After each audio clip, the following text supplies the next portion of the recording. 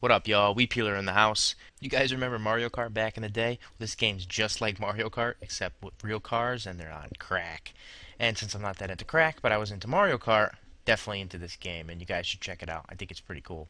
The reason I say it's like Mario Kart is you're pretty much riding over power-ups to get yourself an advantage during the race to either blow other guys up or shock them or zap them to death or speed by them with a speed boost. If you pause it here, you can take a look at all the little power-ups, and you can also see how simple the controls are. So let's get to it.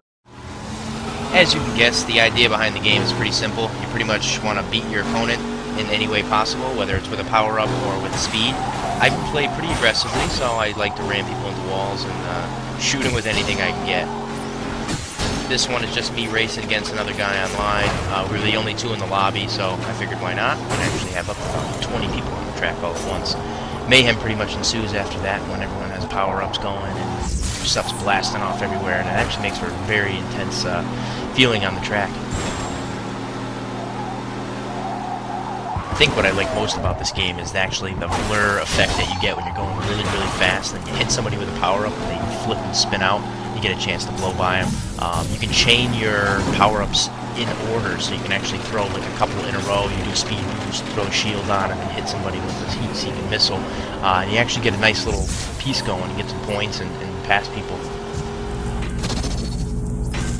Every time I run over a shield power-up, I always feel like it's a wasted power-up, but it actually helps a lot, especially when guys are shooting stuff at you where you can block it, or if you're going real fast around a corner and you whack into the wall, you actually don't lose any power when you have the shield on, which is kind of a good thing if you're about to blow up. Kind of like now, I'm getting shot from behind and the guy's ramming me, and then I finally get a shield and ram into the wall before I actually get to use the shield. So it would have worked about 2 seconds earlier, but I didn't exactly have a shield. Now, I probably don't use the brake as much as I should. I guess I'm not the best driver at this yet, but I pretty much just let off the gas instead of using the brake, and you can usually make corners pretty well.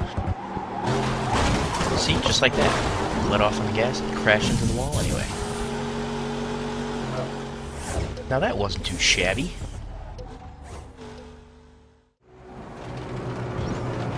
Now this race has a little bit more going on. You see I'm racing against 4 other people. I start off in 4th place, I get a couple power-ups, and it's pretty easy to overcome somebody as long as you're within the group. Sometimes if you fall way far behind, it's a little tough to catch up, especially if guys have faster cars than you. But as you progress in levels, you can usually get power-ups that help along the way and get you into a reasonable position to move up and get into 1st place. I find that fighting for 2nd and 3rd place sometimes is a little tough because everybody's got, power-ups, and if you're close to the other guy, you can really do some damage.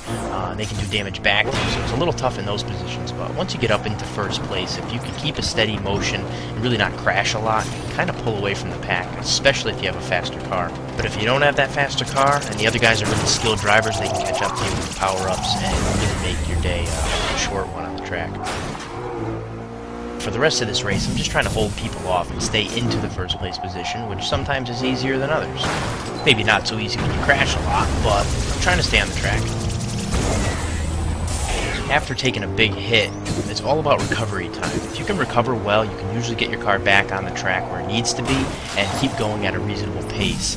If you get blown up and then hit into a wall, it usually takes a little bit more time to recover. You don't get as many points, and people can get by you pretty easily. There it is, a nice little intro to the game Blur. It is only in beta right now. There were codes given out for people to apply online and get a demo version of the game where they can play online against other players.